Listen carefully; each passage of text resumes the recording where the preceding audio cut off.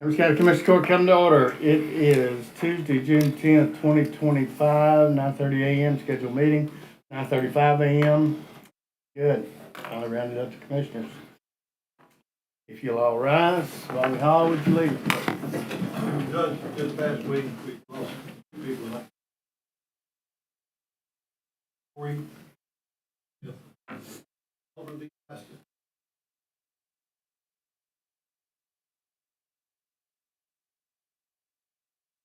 Also, 3 families. But we come before you to care. Thankful for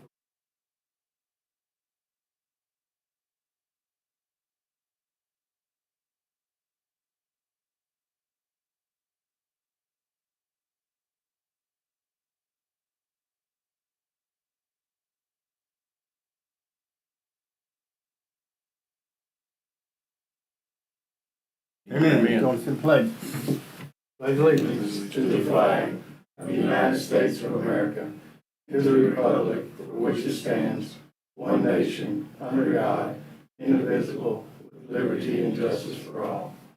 Honor the Texas flag, pledge allegiance to thee, Texas, one state, under God, one and indivisible.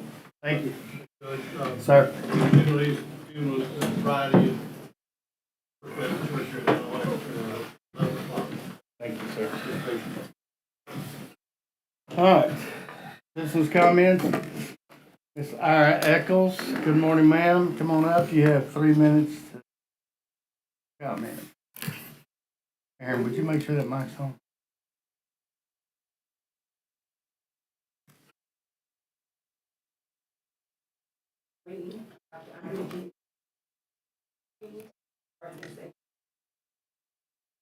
This morning, asking the judge and commissioners to honor the Juneteenth in Chambers County, Texas.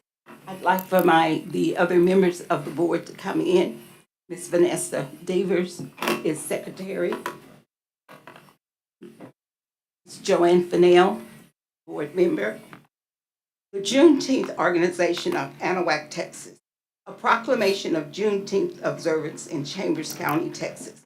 The Emancipation Proclamation, issued on June 1, 1863, by President Abraham Lincoln, mandated the abolishment of slavery in the United States. The official news and proclamation were delivered to African Americans on June 19, 1865, in Texas. The state of Texas made Juneteenth an official holiday in 1980, and it became a federal holiday with the stroke of President Joseph Biden's pen on June 17, 2021. The laws of the United States of America provides freedom, justice.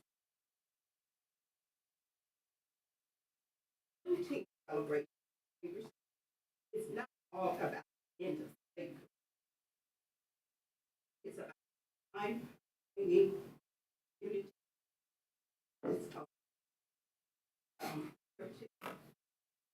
remember the importance of Juneteenth universal story is one of all American Juneteenth organization encouraging all races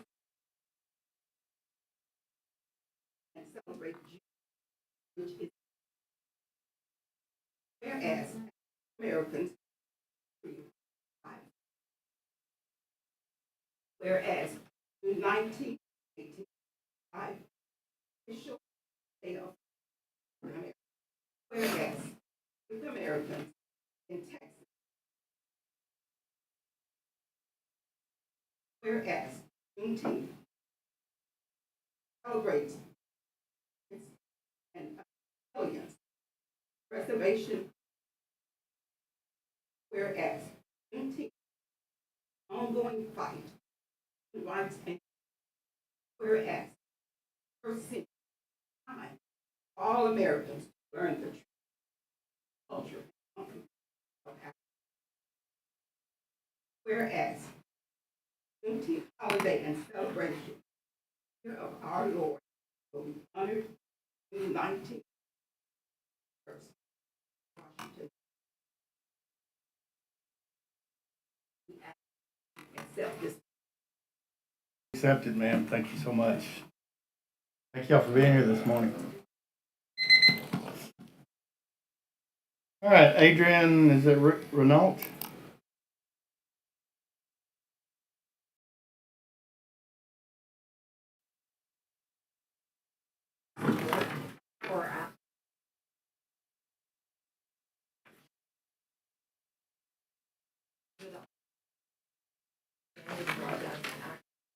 Your vote on federal and state.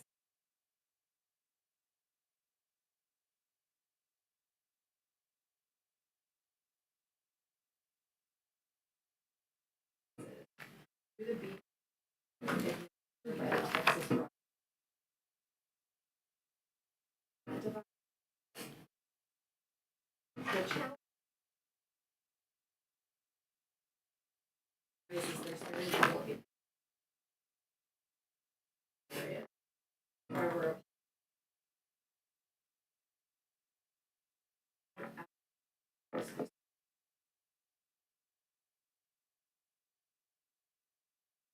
this letter is the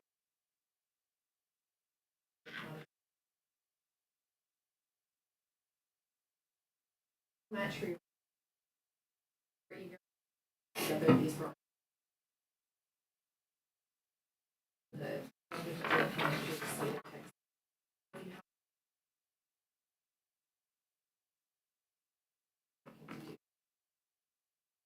Thank you, ma'am. Samantha Humphrey, the Economic Development would be the lady to get with. She's probably here. Okay. Thank you for being, Sam. Good morning, BJ.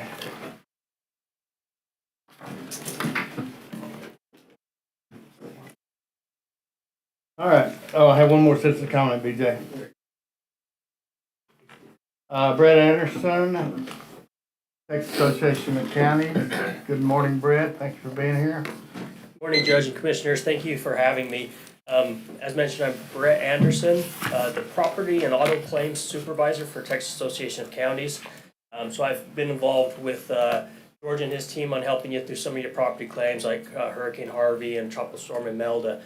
And we're traveling around the coast this time of year, reminding the counties that have their property coverage with us some of the resources that are available to you. And one of the new ones that we have is an emergency response trailer that internally we refer to as the Phoenix, rises from the ashes. So we have it set up on the southeast corner of the courthouse today. We would like to invite the court when you have a break to come and tour it. It's pretty neat, and it's a resource that could be available to you when there is an emergency or a need. It's got air conditioning, got solar panels, a generator, battery power, so it's very well set up with some bunks if counties need some resting areas, and also set up with Starlink and some meeting capabilities if you ever need an office space or something during an emergency. We're very happy to be here. We're very happy with the partnership that we have with the county and George and his team, and we hope that you'll come out and take a look at that trailer when you have a break. We'll do it. I mean, you said keyword, it's got air conditioning. And again, I didn't mention, but we're working out the final details on how it'll be available, but it'll be at no cost or anything like that. The Chambers County will be first in line. We're hoping to never need it, Judge. Okay. Yeah, Brett, would you introduce Lisa also, please? we have Ms. Lisa is here, Good morning. HR consultant for county and the territory. Works directly with Lauren. Yeah. Just Brett said when there's an emergency. Yeah, because they're not going to be able to. We're not gonna put it out there. And then we have Mr. Darren Jackson, the law enforcement county outside with the trailer, and this Jessica Madrano out there, Okay, so it's on the southeast corner. southeast corner. All right, we'll take a break. We'll, Thank you, sir. thank you for being here. Ms. Eccles, you have, You still had a couple seconds, so Do go you ahead. mind? You have to go up here. No, yeah, we're gonna, I'm fixing to go to that item, and then we'll do it. BJ, if you'll drop that. So they can come up here, please. All right, 1.2, discuss and consider proclamation of observance of Juneteenth in Chambers County. Motion by Commissioner Gore, second by Commissioner Hammond. All those in favor? Opposed, motion carries. Come on up, ladies.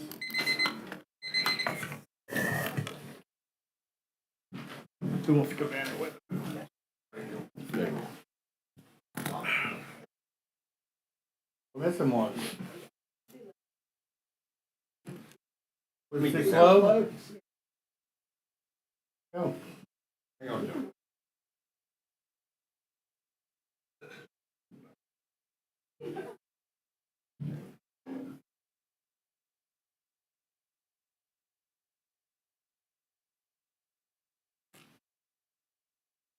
All right, ladies, thank y'all for being here. Thank y'all.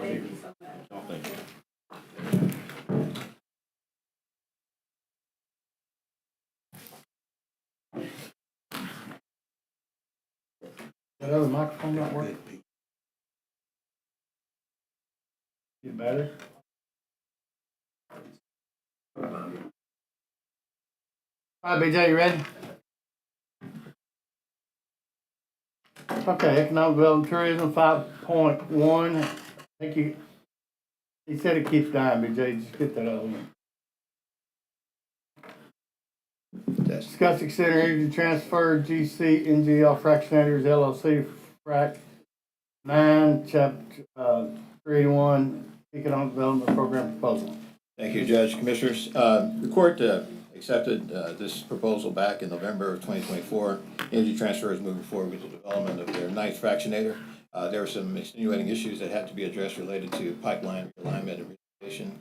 Those things have been resolved, and so we would need to move forward with the abatement process. And so what's presented today is to approve the proposal, and then the second action would be to schedule a public hearing establishment.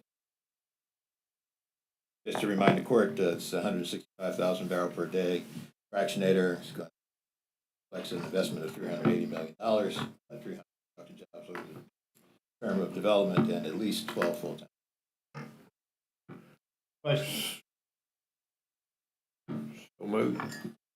Motion by Commissioner Hammond, second by Commissioner Moore. No questions, those in favor? Opposed, motion carries. 5.2. Discuss, consider scheduling a public hearing on June 24th, 2025 at 10 a.m. Establish the energy transfer reinvestment zone number 2. Thank you, Judge, Commissioner. This is hold the public hearing. Motion by Commissioner Dagley, second by Commissioner Tice. Question? Those in favor? Opposed? Motion carries. 5.3, discuss and consider Target Train 12, LLC, Chapter 31, Economic Development Program proposal. Thank you, Judge, Commissioners. Target Train 12 LLC, application for construction of a 12 fractionation facility. There's been a case of development by Target in this reinvestment zone, Frac 10, Frac 11, and Frac 12. This is the 12th fractionator that would be developed in the Bellevue complex. This is a larger capacity, 950,000 barrels per day. Capital investment is approximately $3 million. We create approximately 500 jobs during the construction phase and at least 12 full-time positions over time. They're seeking a proposal or agreement that's consistent with Fracs 10 and 11, essentially that would reflect infrastructure contributions, community impact program contributions, pilot agreements over a 10-year period. And so the request today is to approve the abatement given the case of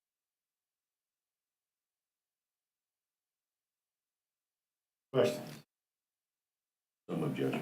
Second. Motion by Commissioner Dagley, second by Commissioner Hammond. No questions? Those in favor? Aye. Opposed? Motion carries. 5.4. Discuss and consider Wago USA Inc.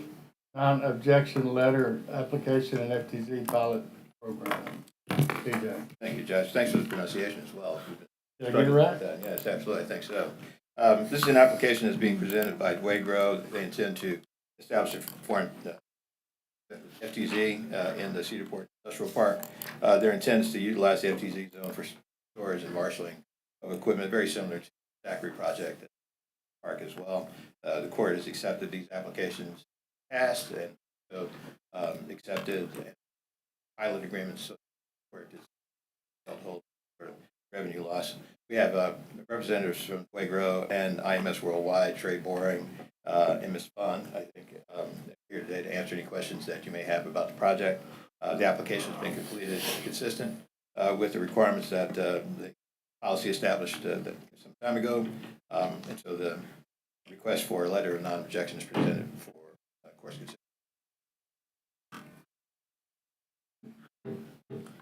BJ, is all jurisdictions given the letter of no objection? Yes, thus far, it's Lee College, the Goose Creek School District approved on the 2nd. Liberty, I mean, not Liberty, Liberty County Development Corporation, and the county would be the 4th, and I think there's outstanding negotiation going forward with Cedarport Navigation. Follow-up negotiation.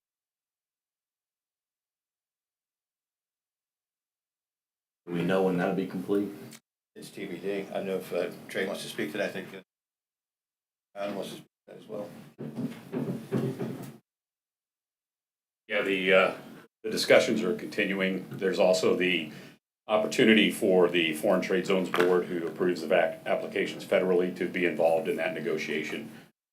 It's just they in the past have ignored and not given letters. So, you know, we're just trying to work through that process with them. Have y'all had any contact with the district? Yes. So but that negotiation hasn't taken place yet. Well, part of it has. Yeah, we've got an initial concern that we're trying to address for them. They have a concern, is it? Yes, sir. What's their concern, do you know? They brought it to your attention? Their concern is, even though we have agreed to sign a pilot agreement very similar to what we do with Chambers County, to hold them whole and not have any loss of revenue, they seem to be worried about the federal exemption and how that would affect the appraisal district and how that would affect their bond rating. That's the excuse, the reason we've been given for their concern.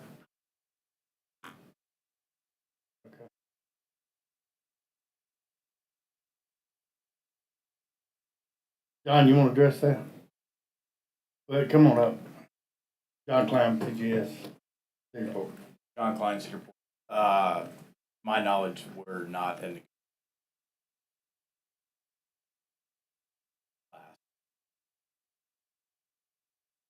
They're in contact with someone. Okay. Do you know why it was turned down, John? Okay. BJ, you have to have all entities on board to get this? That would be ideal. I think Trey can speak to what the path forward would be. But again, ask the county to move forward with a most recent one project, and that was all approved. Florida court just chose not to move.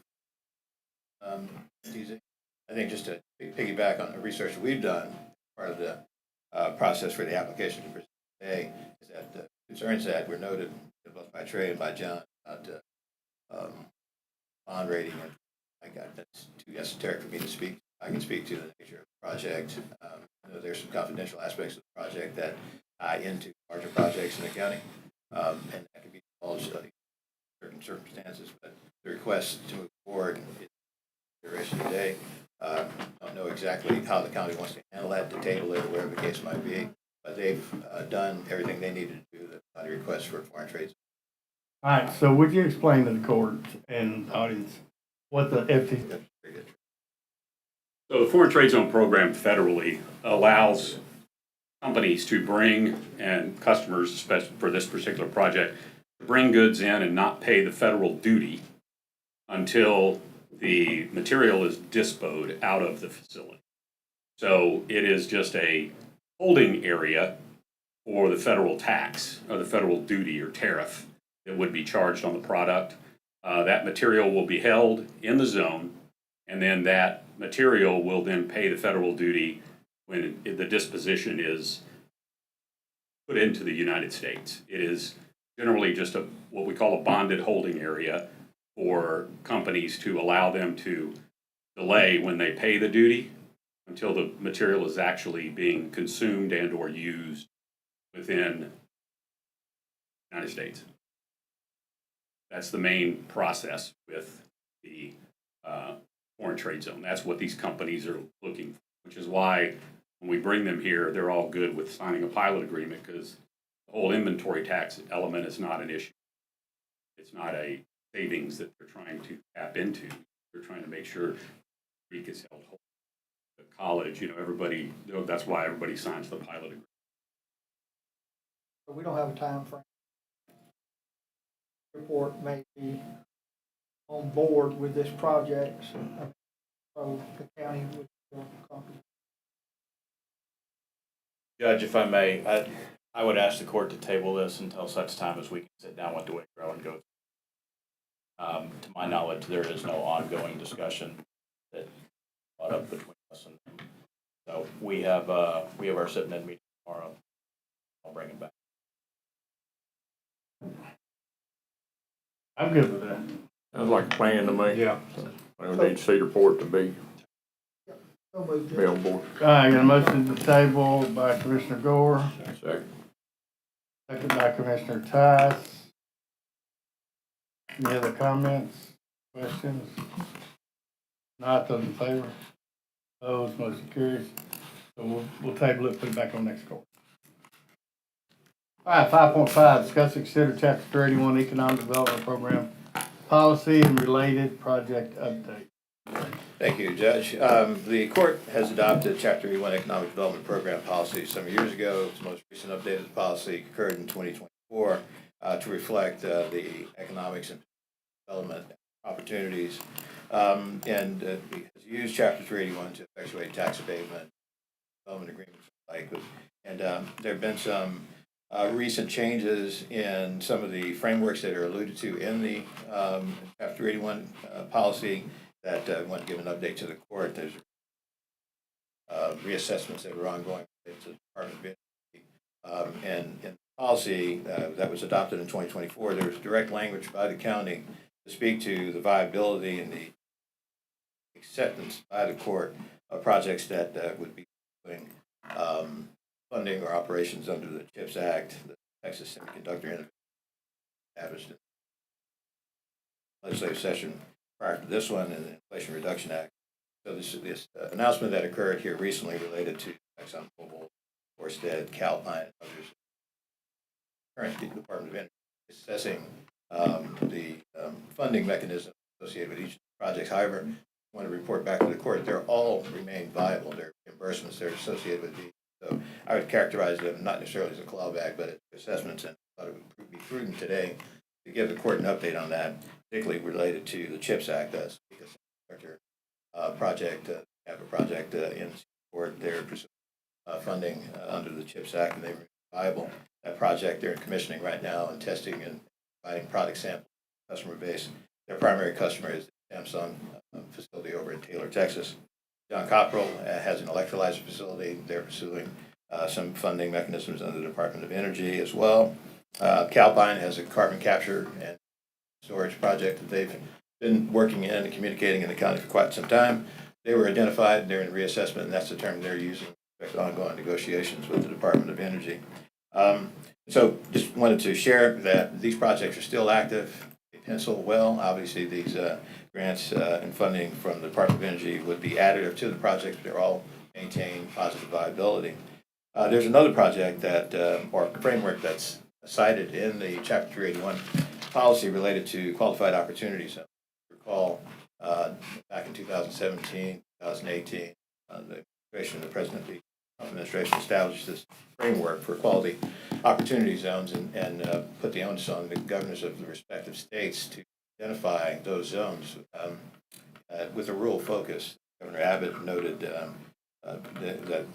quality opportunity zones, qualified opportunity zones would have a focus. So, the three census tracts in Chambers County, 7103, 7104, and then 7105, are all qualified under the qualified opportunity zone, essentially representing about 518 square miles of acreage that qualified opportunity zones, or QOZs, could site projects in. These QOZs have certain definitive criteria. They do, under the current statute, sunset next year. But there's grand anticipation that the current administration is going to extend that because of the success of the QOZ. And so you have a number of folks who are establishing qualified opportunity funds, and these essentially are mechanisms to defray capital gains or 1031 exchanges, pool those together, and then be able to fund development projects across a wide range of types of projects. In the policy that was adopted by the court, there was a focus on residential development, and so that was the focus at that point, to be able to optimize and utilize the USDA Rural Development Single Family Housing Guarantee Loan Program. And so a number that could qualify for that. So there's a project that has been in development since January, the Asia Pacific Qualified Opportunity Zone, or APOZ as it's called, that we've been working in concert with and others to be able to understand what they're doing, sort of an integrated project that would integrate the qualified opportunity funds, 5 qualified projects under targeted employment area, just a number of things that they've integrated on a big scale. I mean, they've got several hundred acres, I think, they have anticipated and presented to the development review back in January. The concern that has arisen, and my guidance to them on behalf of the county, is to be more explicit or refine their marketing material, because there's inconsistencies in marketing material that really has caused some unsettling aspects of their development plan. Namely, they've touted the ability to use EB5, which is certainly a way so that investors can get a green card, essentially, if they make certain types of investments in a rural area. However, the site that they have under contract, or have shown that they're going to be developing in Census Tract 7104, does not qualify as a rural targeted employment area. And so they do have a mechanism under the statute allow for direct investment anywhere in the EB5 framework, as long as the investors make a direct investment of $1.05 million and create 10 jobs. The stipulation is that the investor, for an investor, has to have direct participation in the development, meaning they have to be on the ground managing the project and the like. And that's well qualified. They could do that if they choose to do that, and they could do that in a qualified opportunity zone. However, it's either here or there. The concern was that they were touting the ability to do this rural TEA, or targeted employment area, and that's not the case. The TEA allows for a $800,000 investment through a regional center, which brings us to another part of their marketing information, is that they were noting that they were going to purchase an existing regional center. Regional centers are usually clearinghouses, if you will, for these projects. And they're all over the country and the like, and they can do that. However, it's not applicable to the project that they have in. So they can purchase that even if they do that, but it's not applicable to the project. So we've asked them to clean up their marketing information so that they can come to the court and to the community, school districts and otherwise, and be very explicit as to what they need to do, because otherwise there's a lot of churn and chatter that unnecessarily is in the atmosphere. And then lastly, the idea of foreign trade zones. What they were touting that they could do or could not do, qualified opportunities, would be more easily effectuated under a foreign trade zone. They chose to do that. And so, they see puzzled by that whole thing. So just want to report to the court that the policy that was established in 2024 had the foresight to anticipate these things. Even though these are federal frameworks, the county and all taxing entities, there's a compliance issue about that. And as you have the sort of oversight and ensure that all operations in the county are done in a proper manner. That would be the case for you. The last biggest concern is that there is a residential development component of their project that they address 2,000 single-family homes, and they have yet to go before the DRC with a comprehensive development plan to understand how that's all going to deploy. They've looked at phase one, which is a 32-acre parcel there, south of I-10. I've requested that they come back to the DRC with a much more comprehensive development plan, that the DRC and everyone can take a look at this, have a total understanding so there's no miscommunication. So that's the overview. Projects under the Inflation Reduction Act, CHIPS Act, and Texas Semiconductor Innovation Fund are all still active. They'll be forward with presentation for consideration either directly to the court for new agreements or maybe possibly some revision. And the court's done that in the past when the business cycle has changed. And then the qualification criteria for the opportunity zone. If in fact new qualifying criteria do emerge, coincident project, as we back to the court and propose change policy. So are these 3 census tracts, one here in Winnie? Yes. Yes. 7103, 7104, 01, and 7105. Or the census tract turned to 7104. BJ, so with the Asian Pacific Business Park, APOS, right? APOS. So, I know there's strong concern. I've indicated to you. For the record, I'll just say I have a lot of concern about it. I know Chairman Badman in Congress has a lot of concern about it. It's in his district and in as well on him. But the entity that's doing this application is going around discussing there's local support for this project, which we've never done. We have, I can personally say I do not support this. So that's what I want to make sure is clear. Is I don't know why they're doing that or what entities are saying are supportive of this project. That's first. I mean, that's a big problem. And then the 2,000 homes with an estimated, we've heard up there some 20,000 families or people. I mean, it would overwhelm, the infrastructure alone would overwhelm East Chambers ISD, the whole area. It's mind-boggling. There's so many concerns that they've put out there. What's their anticipated timeline of getting us more information or? At PDQ, I'd ask them to come back as quickly as possible, schedule in DRC to do that. I did have a brief conversation with Zach this morning. He said that they made a request for a special assessment. That may or may not be the case. However, they're on the calendar. I think that DRC offered them some appointments in July. And so the project has been percolating since January. So that rush may or may not be because of these are just consultations and recommendations. Sure. I will say, going to your question or your point, is that when asked about that very thing, they cited Governor Abbott's pay last year. And so maybe that's an umbrella under which they're saying it's good for the governor. It's good for local officials. And so I'm supposing that, but that was the retort that they gave me. I tend to think local is us. Right. Right. Yeah. I have to agree. Agnes said, as well as what Jay said. They have been going around saying that. We have met with them multiple times. They have been clear their project. Every time we talk to them, their story. It went from 2,000 to we got met with the school district. It would, as Agnes said, it would overload the infrastructure.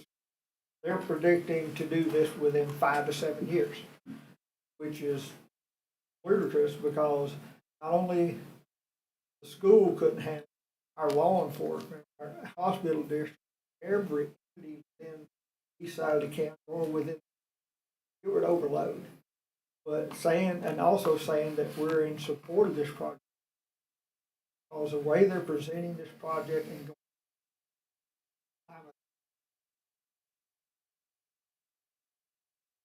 they have not been clear. BJ said in a moment they cannot answer the simplest questions from what BJ asked. So I mean, for that reason, I'm not accepting. Do we know if they've already purchased the property? No, They have not. they're under contract. When they spoke with BJ last time, BJ asked them, said, "Are you going to purchase the whole 750 acres?" I think BJ, they told you that they was going to purchase 32 acres. The 32, phase one. Phase one. So I mean, their story changes. So the program was set up in 17, 18 on the federal program. Yes. Basically to reshore, I guess to foresee reshoring for the tariffs, correct? Well- Because a lot of these are Chinese companies coming here is what's gonna Well, happen. yeah, the qualified opportunity funds were Let's be just- honest, that's what they're trying to do. Well, that's under EB5. Yes. EB5. The qualified opportunity fund or qualified opportunity zones are just generic. I mean, they're agnostic. If you have a 1031 exchange, you meet those criteria, you can do that. The EB5 targets were, I mean, the change in legislation to make it easier, there were some compliance issues. We've been working with EB5 projects with Constant for some time. Sure. We know there were some issues in the past, and so they tried to make it as clean as possible to make the distinction. If a project is in a targeted employment area, and by definition, certain socioeconomic profile, low income, an EB5 applicant can move forward and make an investment of $800,000 and create 10 jobs running through a regional to facilitate that. Or they can make a $1.05 million contribution anywhere, but they have to be, and create 10 jobs, but they have to be directly involved with the operation.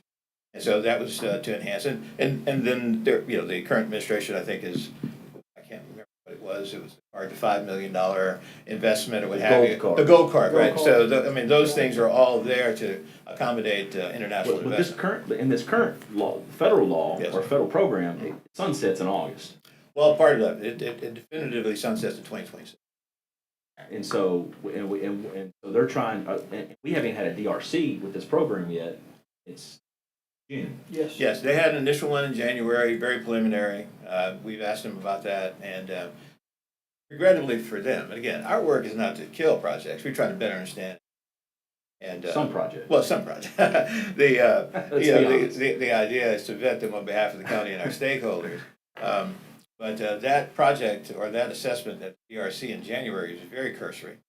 Hey, oh, by the way, and so again, my recommendation to them is to become more definitive.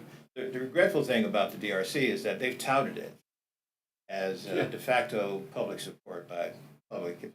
We've met before the DRC, not demeaning the legitimacy of the importance Sure. of the DRC, but DRCs are simply vetting projects. You have to go through a series of them, And so anyway, that misunderstanding at minimum really gives some concern about due diligence on their part or lack thereof.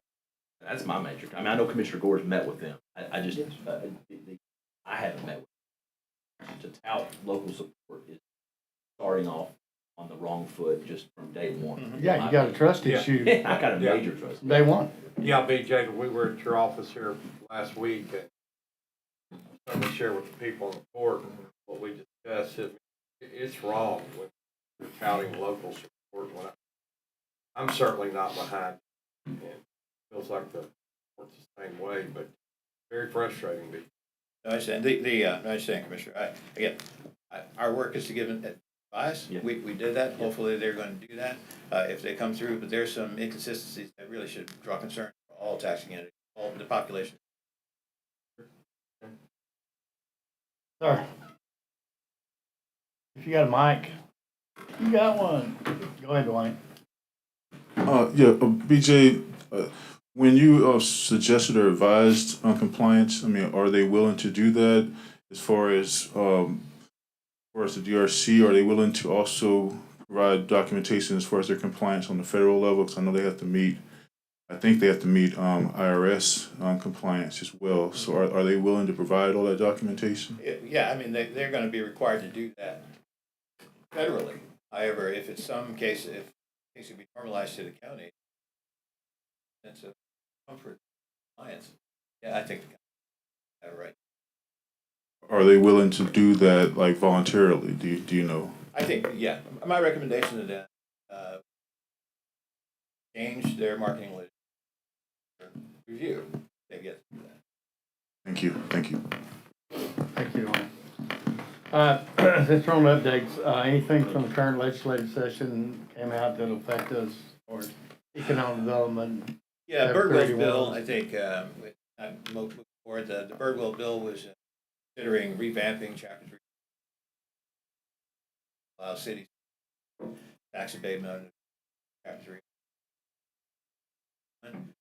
I would imagine crack at it next. There was an effort to hydrogen under sales and use tax facilities. That's important. A number of projects that we're trying to land here because bountiful aspects of hydrogen that we have here, something data centers that are either natural gas powered or hydrogen powered are going at the forefront of data center development. So I hope that there's consideration there. And there are a couple of education related projects, workforce development legislation that did go through.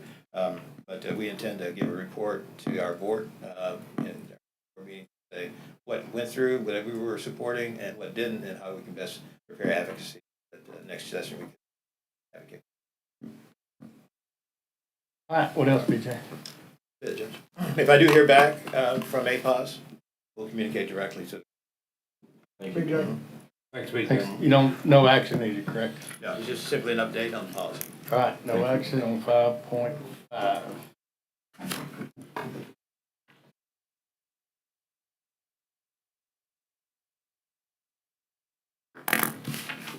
All right, it's 10:17. Let's take a break and go out and look at the TAC trailer. We'll come back at 10:30. Thank you.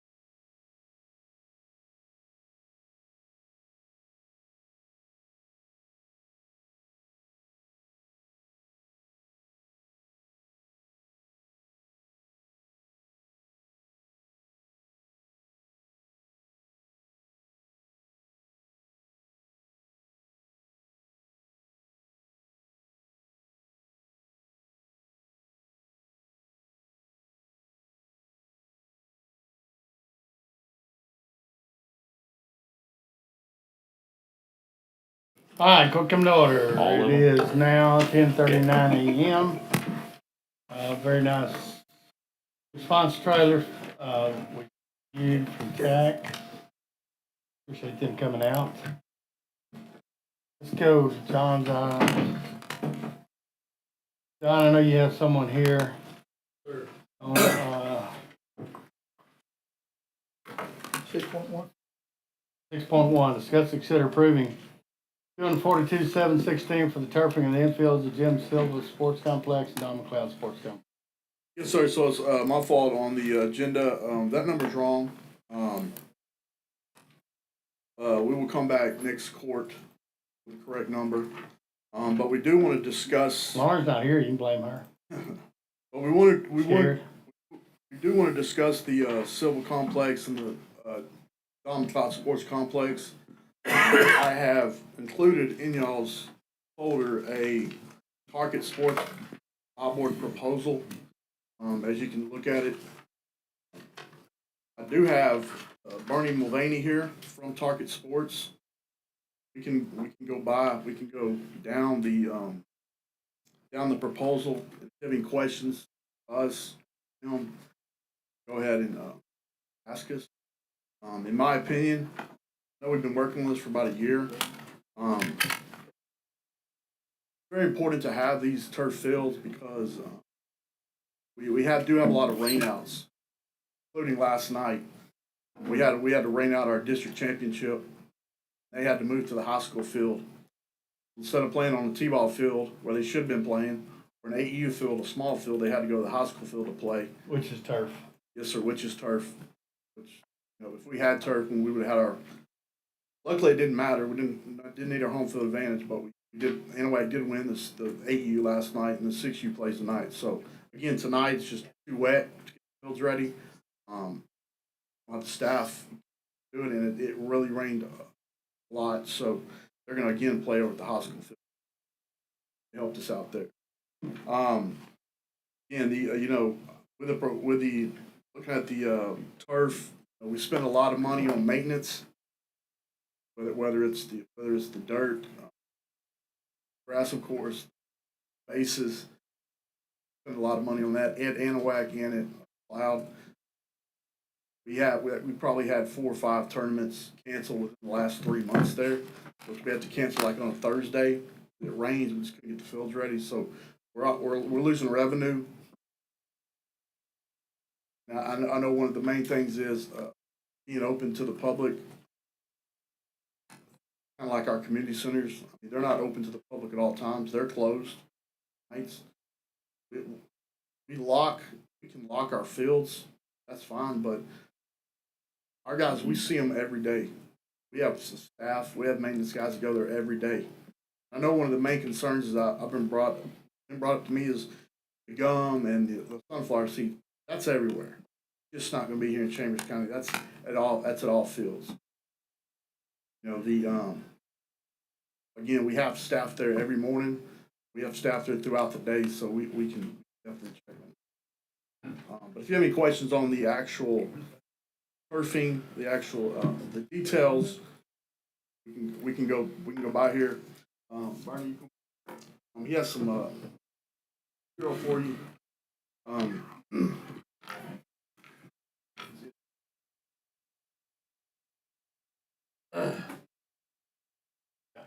That's pretty good. Dan, did you get his name? Tommy Hammond. Bernie Mulvaney. Mulvaney. That is.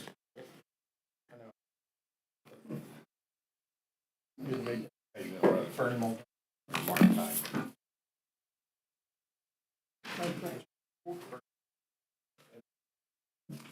Cooling agent, which makes a big deal on. That's right. Agree all the open. Go away. How does that work? So, interesting, if anybody's a science guy, it's really vermiculite, and if anybody does gardening, it's those little white bulbs in gardening soil that slowly dissipates water over time. That we found a way to do it where it doesn't break down over 10 years. So that brings down the ambient temperature of the field, 35 degrees. Now, you may be saying that that's not a lot. Well, if you have a track, let's say going around a football field and that track is 150 degrees, well, then your football field is 115 degrees, which is still warm, but much cooler than the 150 degrees that they could be playing on.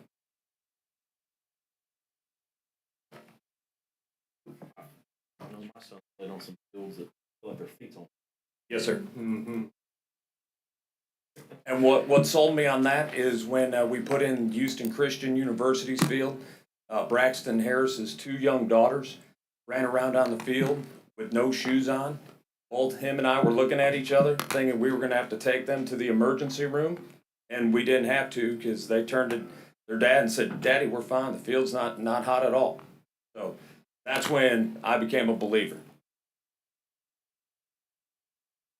Yes, sir. And so one thing that I'll add on to John's story, when I was the athletic director in Goose Creek CISD, prior to getting turf in 2019, we lost over 300 games and practices in baseball and softball prior to having the turf. And so ever since then, prior to my retirement, we didn't miss one game or a practice because this mitigates the water. And that's a good thing. You can have one of those gully washers like we just had last night. 20 minutes later, we're still playing. That's with turf infield and natural outfield? Yes, sir. Or all turf field? But we have all turf field, but we have plenty of fields throughout Texas and the nation that are just infield only. Okay. Yeah, so that You could still that play. statement don't apply wholly to that. So if you got grass outfield and you get a torrential flood like we got last night, there's a chance you can't play. Yeah, if it was T-ball, you're definitely playing. Yeah.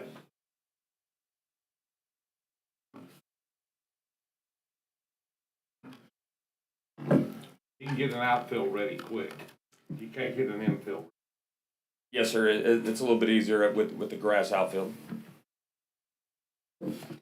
Great questions. What's the life? 10 years outside of the high use areas, which, again, that's your pitching lane, batter's boxes, but they're I tried to carry it. right. So your pitching lane, your batter's boxes, your catcher box, but then we have Velcro inserts that are added to that, so that way you can come in and replace them or teach John's guys how to do it. Is that the alternate part of the bid? So the base bid of the proposed is no Velcro, correct? The alternate bid, which is about $150,000 for 8 fields, I'm guessing. Yes, sir. Includes all the inserts, which you could swap out if they end up getting. Correct. And easy way to do it is obviously you move your left-hander's batter's box to your right once your right gets tore up because you have less left-handed hitters. I mean, there's a process on the maintenance, but yes, sir. Okay.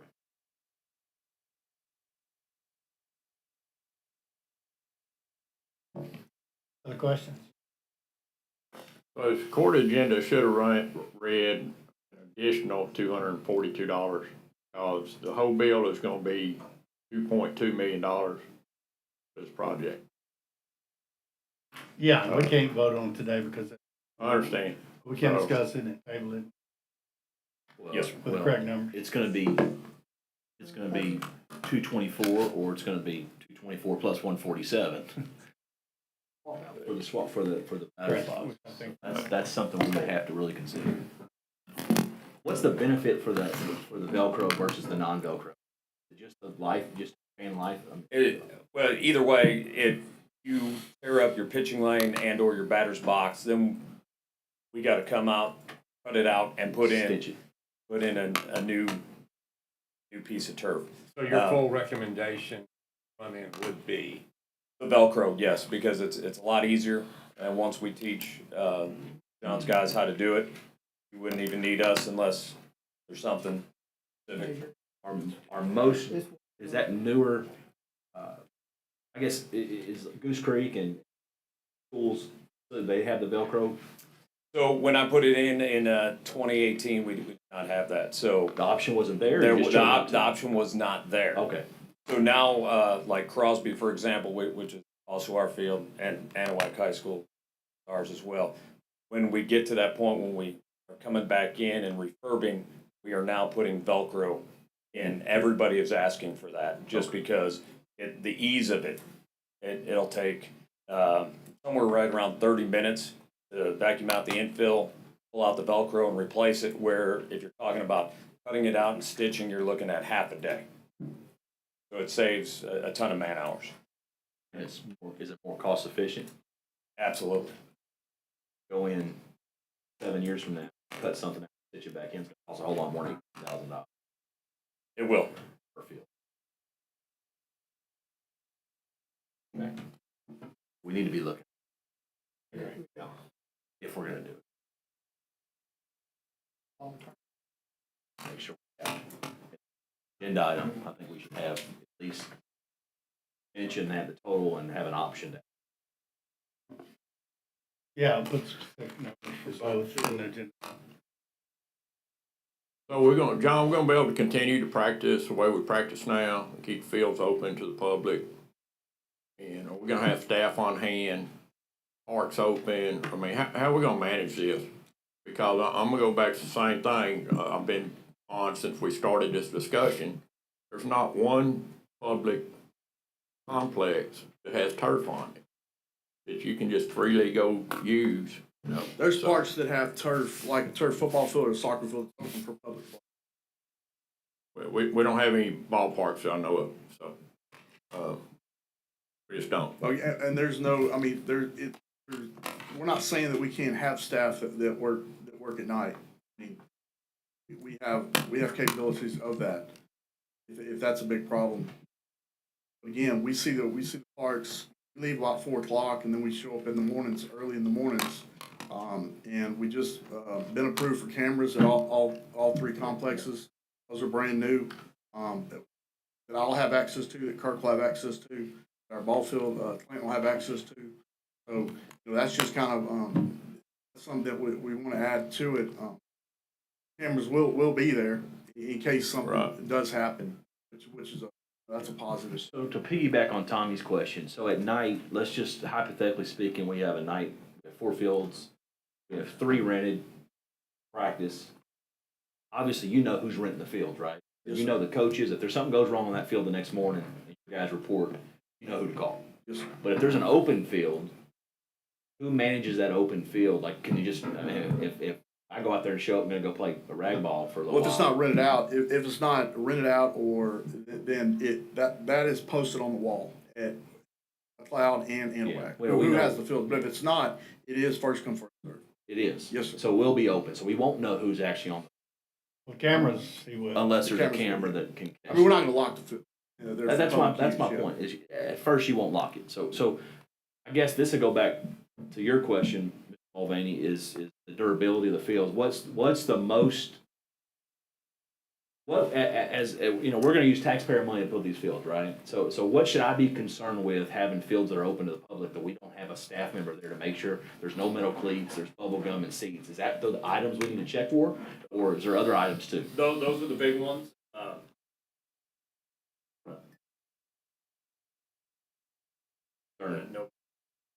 During like July Fourth of 4th? July. Yeah, exactly. Believe it or not, sometimes programs like smoke machine, fire, out of that, what we are offering.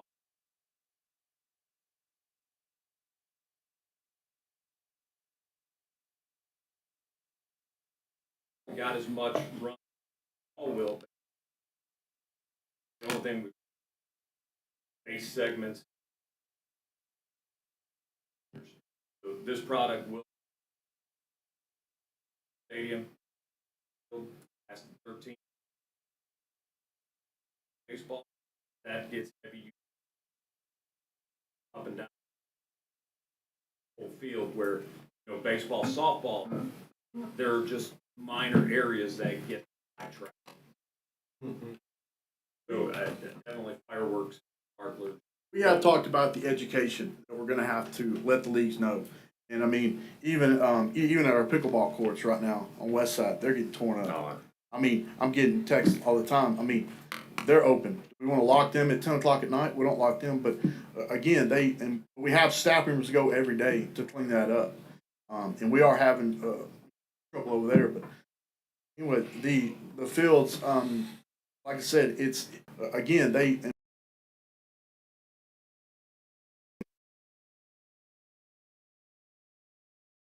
but and like the tournaments on the weekends. If there's a tournament there is a county employee at that field. From start in the morning, 6 o'clock, to at night. We have part-time money to pay that, or overtime money, so they are there all day. But, education will be a big part of this.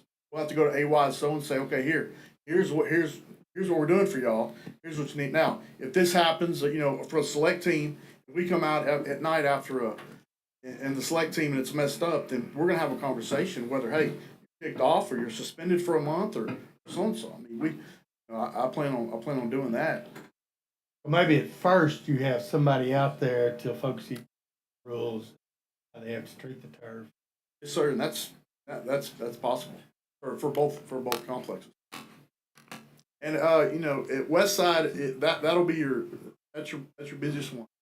You have 2 teams practicing there on each field every night. You'll have a tournament every weekend. Anahuac, I don't see it being, but the turf fields, you're gonna bring the tournaments in. So the select teams just aren't here practicing at Anahuac like they are at West Side. But yeah, definitely having the cameras there, but having an employee there, that's something we can look at. And I think it would be good for you when you do bring it back at the end of the month, maybe get with your staff and do come up with some sort of plan of implementation, right? I think it'd be important for us to hear of kind of how we intend to implement the plan. I know we have a lot of time and lead time for the installation if you go forward with it. Having just an idea for us to digest would be important. Even designating, if you know who's renting the field each night, you got 1 or 2 coaches that are, they're all most of these guys are all community, right? They don't want the fields messed up. But even having one point of contact, it's kind of like, hey, tonight you're the guy that's going to lock up, you're the guy that's going to do this, and you're also going to guy that's please just send somebody around, double check all the fields, make sure nobody's running with cleats. And we do have West Side. We do have a couple coaches over there. Actually, 3 of them that do use our 3-wheeler. That if they have to go out there and want to drag the fields, we allow them to do that. And again, they're in contact with us. But we do need to make it a true public-private partnership. Leagues and us, make sure that somebody doesn't mess it up for everybody. And the select teams. Because then they will be locked. These select teams. Which we don't want. They know turf, know how to treat it because they play on Yes, all the time. and a lot of our, especially when you get, I guess, the older kids, 14, 15, 16, they start using the metal cleats. From what I understand, I'm not a big baseball, softball guy. We have a lot of tournaments, 6, 8, 10, 12, so there's not a lot of metal cleat used right now. But, getting turf, we'll bring in the tournament. But there is a reason why every single field that has turf in the state, and probably the country, big signs that say no metal cleats, no gum, and no sunflower. It's because these kids forget, or they go to a field that don't have them. They want to chew. They want to be big leaguers, right? They want to have a big old wad of sunflower seeds or big chew in their mouth. They want to wear metal spikes. And we're gonna have to manage. But I mean, I know, Judge, you go to a lot of fit. I mean, this is a problem probably everywhere. Oh yeah, no, that's what I'm saying. It's a universal problem. It's not just going to be just Chambers County people doing sunflower seeds. They kick teams out if that's what I'm saying. That's follow the rules. Or if you have a tournament, we've talked to our tournament directors, and even if we go up on the price, they're ready for it. They're excited about it. But again, we've told them there could be problems if in a tournament, if we tell you once or twice, team's not doing it, you don't enforce it, then hey, you might be suspended the rest of the year and not be able to come back. And when you start hitting their pocketbooks like that, they really start, I agree. They really start paying. Thanks, John. Thanks, John. Appreciate it. Thank you, sir. Thanks, for sir. being there. Major. All right, no action on 6-1. And also, just stay there, John, we'll get no action on, 6.5. John, bring those back. All right, 6.2, discuss and consider a KMI for the construction of 6 pickleball courts, Beach City Park, in the amount of $371,129.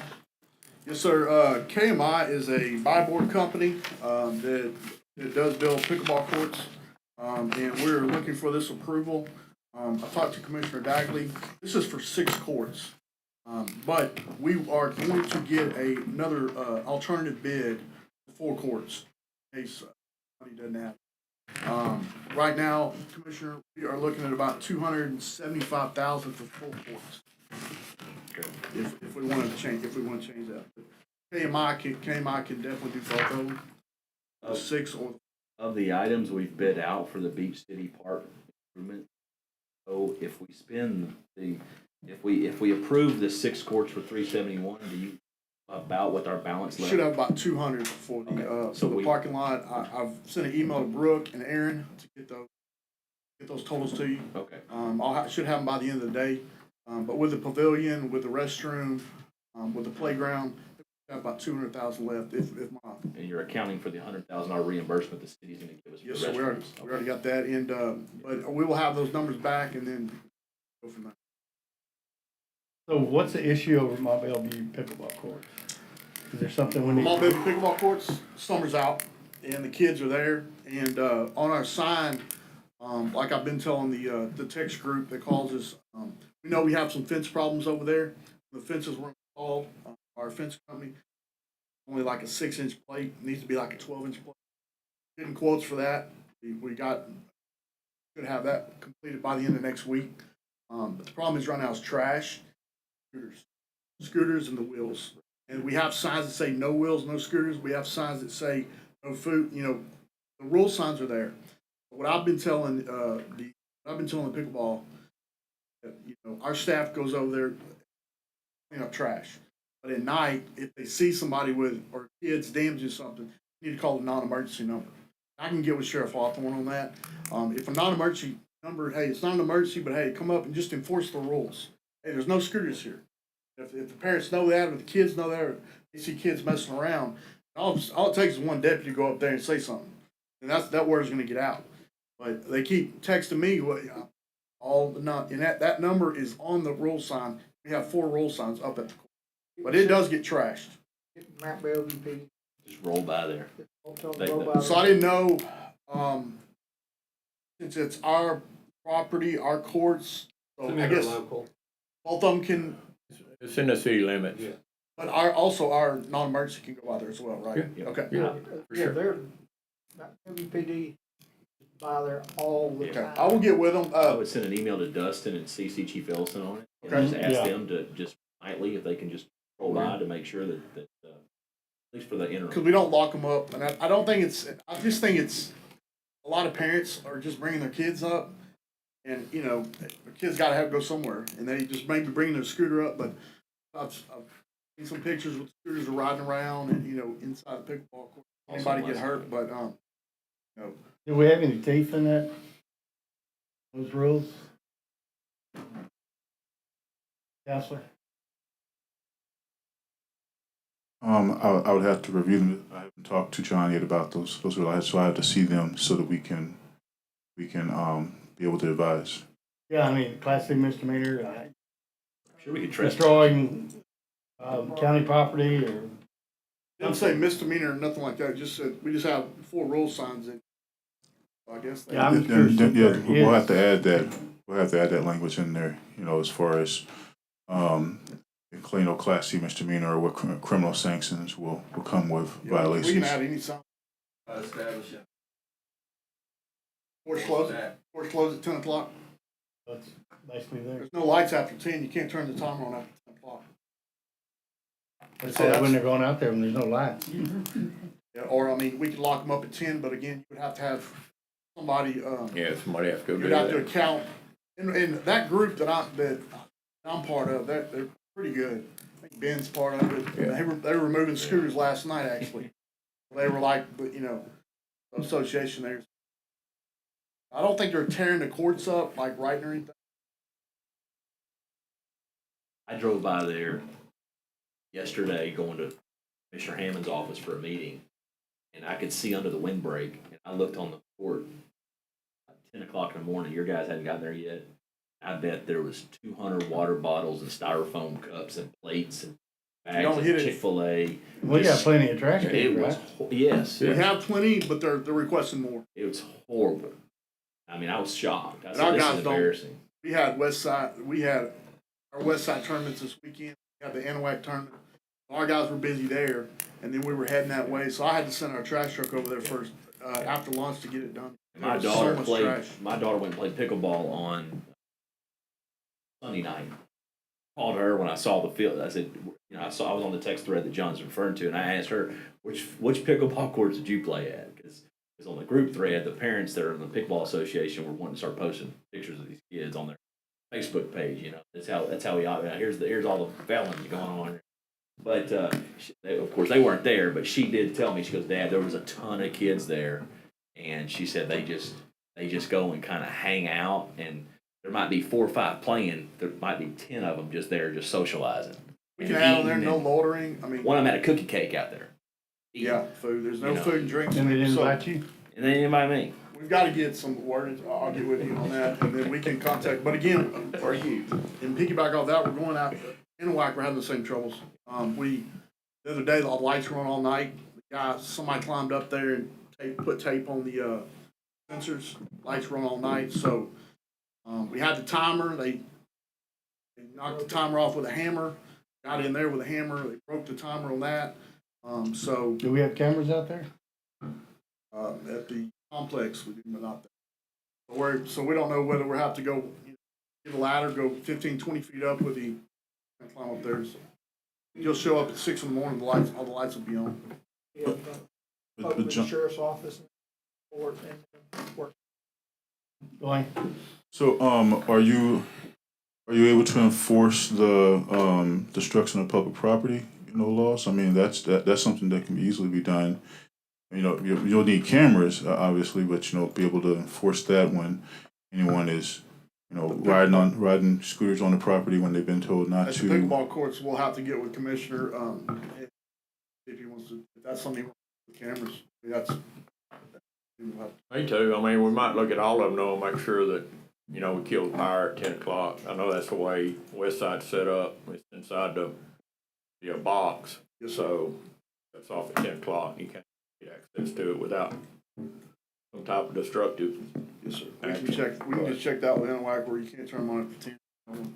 Yeah, I'm just asking these questions. Maybe we'll do something a little different. I'll put cameras up if the sheriff's department will I'll come send do an something email. with it, and our judge will prosecute. I'll send an So email to it's absolutely ridiculous to go out there and tear that up, so. It is. I agree. We'll work with. because and the group that we're in, I mean, they really care about it. You have a lot of nice They people. do, they do. They really get do. called all the time All the about time. stuff, so. They call me all the time. I said, look, call me good or bad, no matter what time. Let me know. We're gonna take care of it. I'm in constant contact. All right, entertain motion. So moved, Judge. By Commissioner Dagley, second by Commissioner Moore. So are you doing we're doing 4 or 6? 6. You're gonna do 6? The motion is for 6 pickleball courts, amount of $371,129. Any other questions, comments? Those in favor? Opposed? 6.3, discuss consider approving going off RFP for bids for cleaning services for White Park Community Building and West Side Community Building. Yes, sir. For the community buildings, we're in discussion right now to raise the prices, as you saw on the next agenda. Also, we are wanting to. We're losing a lot of revenue right now, especially for the big buildings, because we can only have one event per weekend. Do the cleaning. From my past experience with community centers, we would have events Friday night, Saturday, and Sunday. We'd have 3 big events. And I think, I know these buildings will be rented out, sure, no matter if it's in county or out of county. So what we're wanting to do is or what we do now is we have a cleaning, we charge $500 and we let our cleaning girls from the park staff, or if they don't want it, then we offer it to his girls here. $500 to go in and clean it. And you have an event Friday, they might clean it Saturday, they might clean it Sunday. It really doesn't matter as long as they get it cleaned by Monday. Now, we would be taking money out of their pockets, but I think for the betterment of the county, for the betterment of the buildings, I think we need to go out for an RFP. And this would, after each event at night, this would be a one-time set fee. $400, $600, $800, whatever it is. And they would come in after the event's over. So if the event was over at 12 o'clock, this company would come in at 1 o'clock, clean the building, make it brand new for the next day, for the next day's event. Now, if that takes them 3-4 hours, whatever, they have a set amount. So they can bring in 4 people, they can bring in 2 people. We want this amount to be about $600. That's what we're proposing. I talked to a couple cleaning companies, that's kind of low, but I've talked to also a couple that's probably right, that's right on them. If we supply the cleaning equipment and the cleaning supplies, which we do, they're already in the building. So they would come in, they would clean the floor, they would put the tables up, put the chairs up, clean the restrooms, clean the kitchen, done. So in some events, I think last week we had an event at the west side, there was 50 people there. So, right now you're not having to pay a cleaning contract. It is a optional fee for White's Park and for West Side. If you do pay the cleaning fee of $600, $500 goes to our staff, and then $100 goes to the county.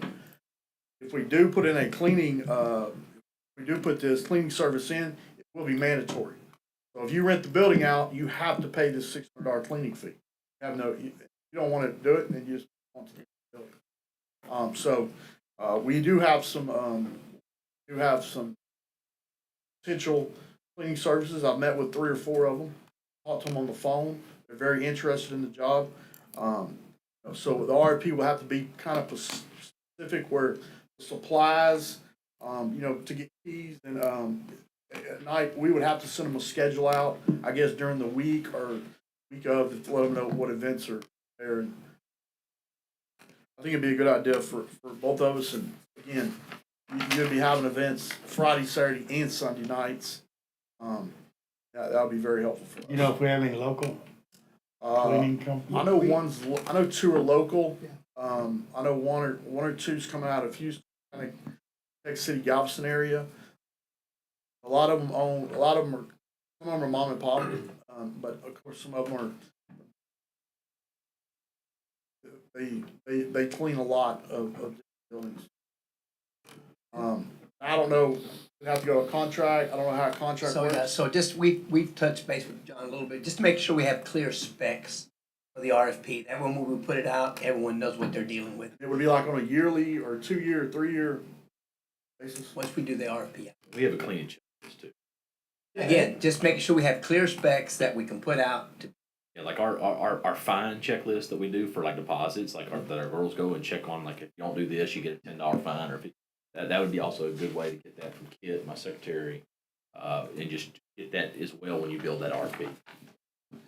And I don't think the price would change. If it's an event that has a small retirement party for $150, or it's a large birthday party for $800, price is still the same. And that's that's why we need to make sure Yeah. we're clear with specs, because that'll be the company telling us what they'll charge us to do A, B, C, and D, and then we'll award by what they charge. Again, just making sure we're clear on specs. The company needs to understand that the right. dollar cost average of cleaning these buildings, they're going to win some, they're going to lose some, but on that overall average, there's not going to be all 800. We're not going to be at capacity every single rental. There's a lot of times that we get these rentals that, like George, that there's 50 to 100 people. This in our week big we had building, 50, right? yeah. So one of the other things that can happen with the RFP to Commissioner is that we could, let's say we have 6 that apply, 6 that want to give us a proposal, and 5 we feel real good about, we can step off. Come back to court and get the court to accept. But again, we just need clear specs that we can put out there, that way we get apples to apples for no one's getting it. So we need to make sure we're off garbage, a lot of stuff that we, because I tell you what, you get some people that stuff like, we're paying $600 for you. They're gonna walk off, cake, food, drinks, and everything left sitting there. So 100%. that's some of them that They it's still, gonna be tough on them. yeah, well, in our rules that we hand Yes. out, which we're gonna discuss Yes. next time, there is a minimum requirement that you just have to do that's outside of paying the fee, right? Yeah. And which is what you're discussing. Yeah, that's You what- still gotta pick up, You so still to gotta speak. pick up, and that's where we wanna make sure that we have those specs. We'll have trash, I know that we have 2 trash cans over at the west side now, but they're for ball field use. We'll be looking to add another trash can over there, just for the pavilion use, so that, people that are doing the cleaning, you know, cause when a renter leaves, they're supposed to take all their trash up, kinda leave their trash at one door. And, you know, where they leave it, there might be 10 trash bags. That's the first thing the cleaning company will do, is take the bags out to the dumpster. Now, there we'll have to, you know, dumpster gets full, we'll have to look at it. So there's a lot of moving parts to it. But, There is. like one of the cleaning companies wanted to come in and like pressure wash the floors. I said, no, not necessary. That's not what we're doing here. So just, you know, just you need to get ready for the next event. So I'm paying $600. Why do I have to do anything?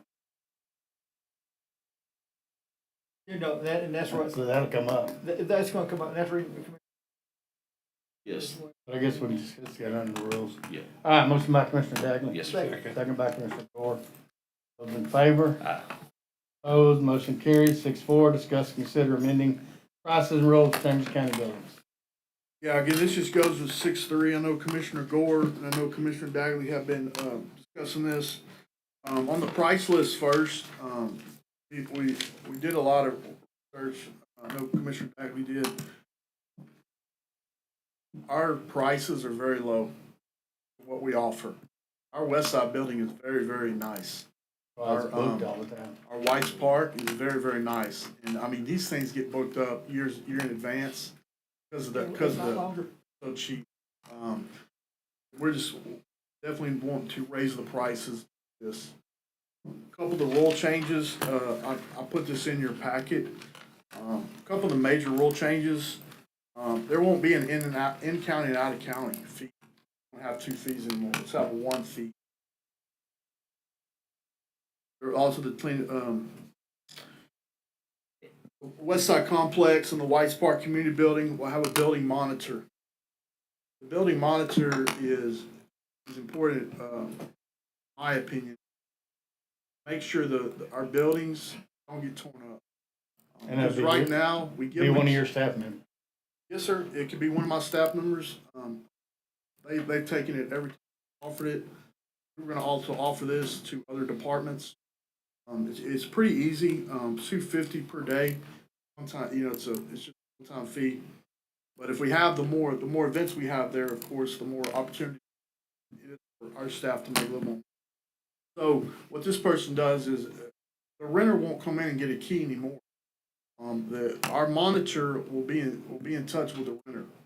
And if the renter says, hey, I'll be there at 7 to set up or 8 to set up, our monitors are at 7:45 with a checklist. They're walking this renter around going, okay, hey, you see this? That needs to be for. They sign on it, both of them sign on it. Our guy opens the door. Now, if they want to leave, our guy closes the door, they leave, they say, okay, I'm coming back for 4 o'clock for the party to start. Our monitor meets them back at 3:45. And our monitor's there the whole time. You know, if music gets too loud, there is a deputy there at most of the events. But you know, if they're doing stuff that they don't smoke machine, hey, I told you once, turn the smoke machine off. If it's on again, cancel the party. That's what the monitor does have. Or drinking, you know, excessively or different things like that. So building monitor is The smoke machine are big. Had 2 weekends in a row event. Well, last weekend wasn't the renter's fault, but weekend prior, we have our smoke detector alarms going on. We're having to send the fire marshal out because clearly on the rules not to use smoke machine. Smoke machine setting off the fire alarm. if you have a building monitor there, then that didn't even come up. Also, what comes up a lot is the projection screen. They want to pull down the projection screen and go ahead and use it. It's not available. You have to get commissioners' permission to use that, or it's a county event. They'll call during the day, hey, how does this thing work? We got the screen, you know. you know, as long as our building monitor there, the building monitor is always in touch with me or Kit, or, you know, in case something comes up or a question. So they'll be able to use the screen with the monitor there? no, sir. No, sir. That's a commissioner. Same with the ice machine. We can start looking into those items, Joe. The ice machine, I have a different, I think the ice machine can be used With the building monitor, I with a agree. building monitor, but the building monitor lets them in, lets them out. It's not bad for that machine to get used anyways. That ice just sits in there so much. Having a building monitor there, ice machine. Exactly. But there's just, we've test run this building, just John has done the building monitor for several events, the west side, and test run the events, and they went really smooth. And they really helped out and made the transition of the event. We don't have to go in, our girls don't have to go in on Monday or Sunday to do a post monitor saying, hey, you make sure that's cleaned up, I'm gonna mark it off. But to get your full deposit back, you gotta have it clean, after listing. If they don't, then they walk around with the monitor. Which, I mean, the monitor, have a cleaning company come, call on the cleaning company, do the clean. Yeah, but the building monitor, I mean, you still They have still to, have there's still a damage. list there that you must go by. Like open food on the tables, Judge, like what John was saying, like, you know, Must at least sign put it in the off. trash can. That's just kind of what the minimum requirement would be, is to just tidy up before you leave, and then everything else gets handled. And if they sign off on that, then it comes back to Audrey, or it comes back to Lance, or it comes back to kids. Okay, hey, get your full deposit, or hey, you know what? We're gonna take $55 off because here's what the building monitor said. You were there, so it's not our word versus their word, or it's not, you know, our cleaning lady went in on Monday and saw something. And then we said, well, they saw it Monday and it wasn't there Saturday, and back and forth. I mean, we had a 501c3 rent the West Side Complex, and they just had a big event. At the end of the night, they were going to tidy up, and they had another party to go to, the 501c3, and they said, we just ran out of time, so we just left the mess there. See you later. That's just unacceptable. So we're trying to keep from those items, because that just puts a more drain on staff, our employees, and it's just wear and tear on the buildings. And I will tell you, Damage, yeah, we've seen. and you know this from Atlanta. I mean, but I know this just because of the fact that Kit office rents that west side out.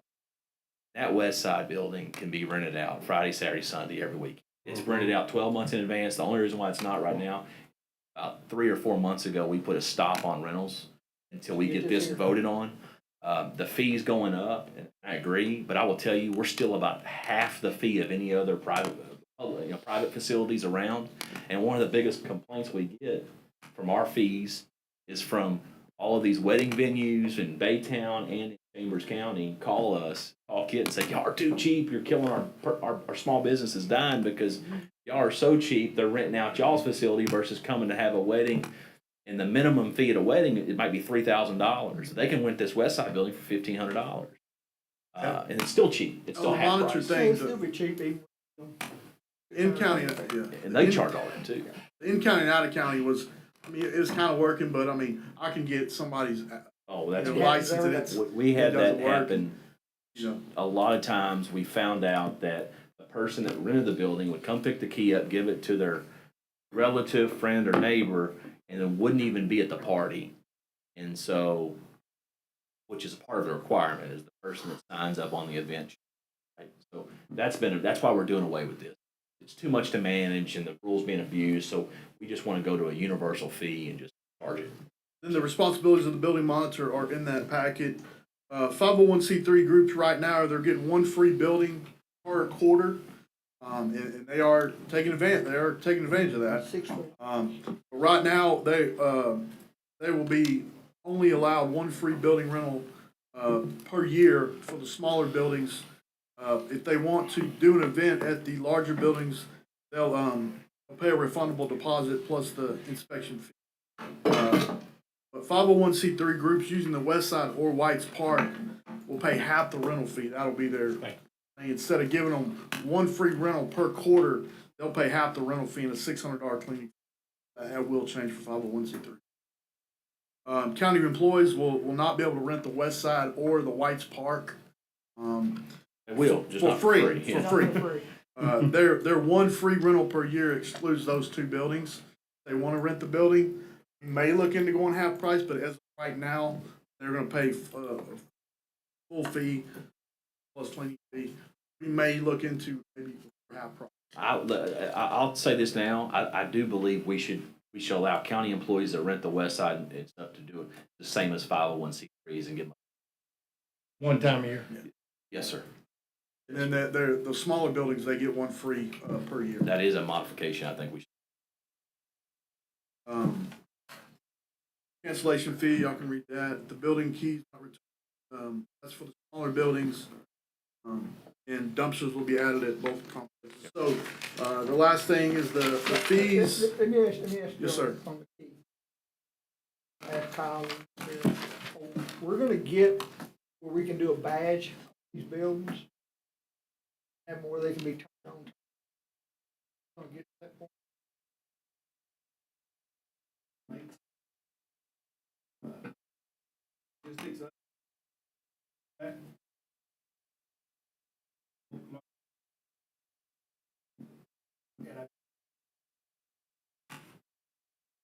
It bills for 6 hours. Okay. So there's some that's a problem. issues that we gotta work out with that. Okay. And that's what we usually had is, whenever you paid, you book you it for 12 hours. So that we know that we- Well, I mean, what I'm getting to is off county. These people, other people outside the county get these and they go to some accountability. county bills for county employees and stuff like that. But you got your monitor with these two big ones. No, Take it I'm over talking, right I'm there, talking right? about in general, because we have keys. All of them. Smaller buildings as well. Smaller buildings is where the problem is. Yeah. Yeah. So anyway, I'm just, we had them. Yeah, and the last one was just we take out the, in-county, out-of-county fee. Of course, the Winnie Community Building would go up. A lot of the buildings stayed the same. White Park went up $750, $1,500 on the weekends. And then the west side, $750, $1,500. A lot of the rental fees, are based on the occupancy loads. Age, occupancy. Cheapest one, of course, is Hancomer, 75. And then you got, Oak Island, or the hospitality rooms, $100 like Hancomer's.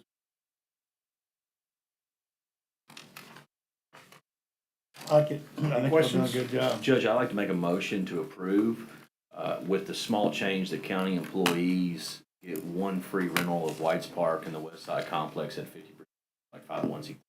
So it's not one free, it's one half. One half price. On those facilities. On those facilities. All right, motion by Commissioner Dagley, second by Commissioner Tice. Just those two facilities, not Winnie. Or not the one in Winnie. All right, okay, just the. No, and Winnie, all three big buildings. All three big buildings. Yeah, the Winnie. Yes. White's Park, West. West Side, and Winnie Community Building. All right. Thank One you. time, half price for county employees. county employees. And did you get And that's this here is all taking effect. goes in effect today, but then The pricing and everything all goes new in effect rentals. Yeah, new rentals immediately going for forward. new rentals. For new rentals. Yes, sir. from today. Thank y'all for your time. Thank you, John. Thank you. All right. Those in favor? Aye. Opposed? Motion carries. Thank you, John.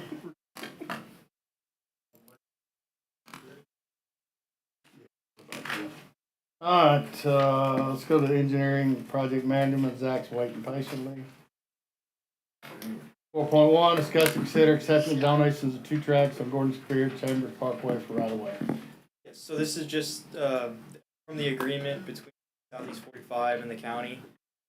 This is only to cover the closing costs. They're donating the property to us. Clean it up. So moved. Motion by Commissioner Dagley, second by Commissioner Tice. Questions? Those in favor? Opposed, motion carries. 4.2, discuss and consider approving order. Commissioners Court pursuant to Texas Transportation Code, Section 254.008 for removal of blockages from private ditches. Yes, so this is a continuation of the ongoing drainage items that the county is addressing. Done quite a few projects on the west side. Now we're picking up on the east side. We've hit, I think this is a total of 5 separate areas in this order. It's basically the same order that we've done for all the other projects that. So moved, Joe. Motion by Commissioner Tice, second by Commissioner Gore. Questions? Those in favor? Opposed? Motion carries.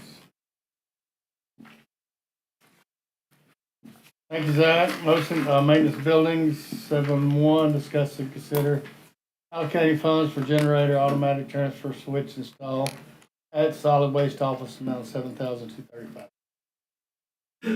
Yes, sir, Judge, Commissioner. The old unit, the Cummings, all the parts and pieces are obsolete. We're basically taking the ATS from the existing East Annex. The new building for the East Annex will have all new. We're retrofitting this one to accommodate the solid waste. Motion by Commissioner Gore, second by Commissioner Tice. And Questions? I just want to comment. I think Mike, as well as all of the rest of the departments, IT as well, we have scavenged everything we can from that building over there to make sure it's utilized somewhere else in the county. So we're not having everything demoed. So I want to thank them for helping me. Welcome. Also, for what it's worth, we put in for budget next year for new replacement for solid waste, among others. All right. Any other questions, comments? Those in favor? Opposed? Motion carries. 7.2. Understanding we'll table that? I think we're gonna pull it. Pull it. Pull, yes, sir, Judge. Speaking to Ryan Ozapple, yes, the disaster contracts cover this. Have something that the contracts did not cover, then through the code, we would be able to do emergency rentals of these, but right now we can't do it per what we have in We've already place. gone out for Yes, sir. bids. Yes, sir. We just got a big freedom from it. Yeah, we did. It's very nice. Great. But not from Energy, it's from Centerpoint. Energy needs to step up. Energy needs to You need to step call up. Energy, I'm Jago. making phone calls. They need to match them up. All right, 12.1, discuss and consider hiring Don Armstrong as a consultant for the golf course. John? Yes, sir. We're trying to hire Dawn as a consultant for our golf course.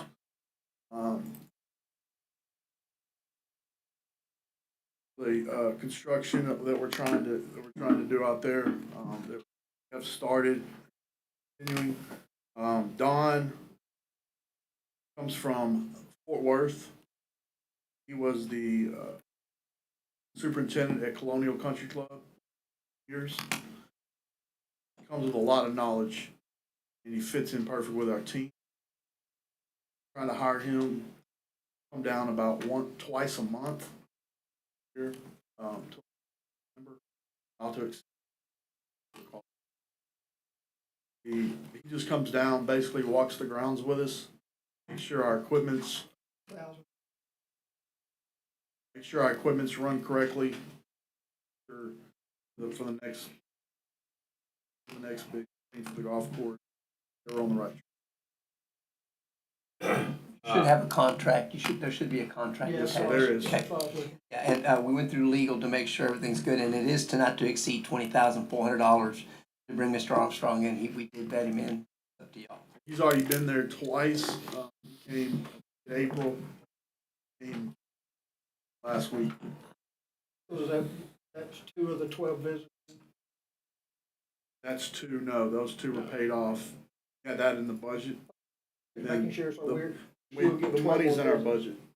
We created a new line item. And To piggyback on what John has just shared, John, we met last week. Again, what he brings to architect, John, whoever the general is going to be. Steve. Steve's the architect. Going to be quarterbacking and helping. Looking at these drawings, I mean, can be off a quarter of an inch on greens, slopes and grades, fairways. It becomes so critical. We talk about drainage all the time within our subdivisions, with our citizens, drainage, golf course.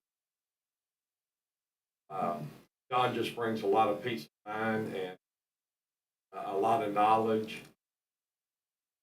This is critical that we have an opportunity to get together such a wealth of knowledge side by side with all parties here to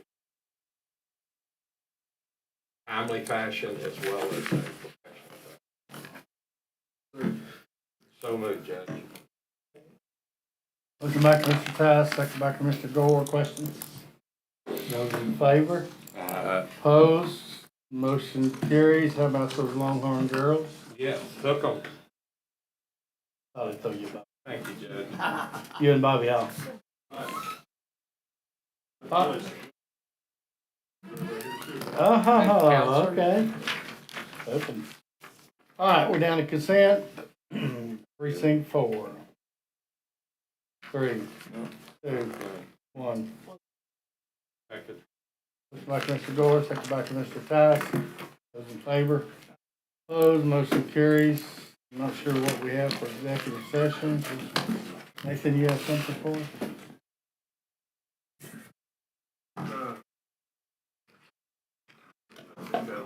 Okay.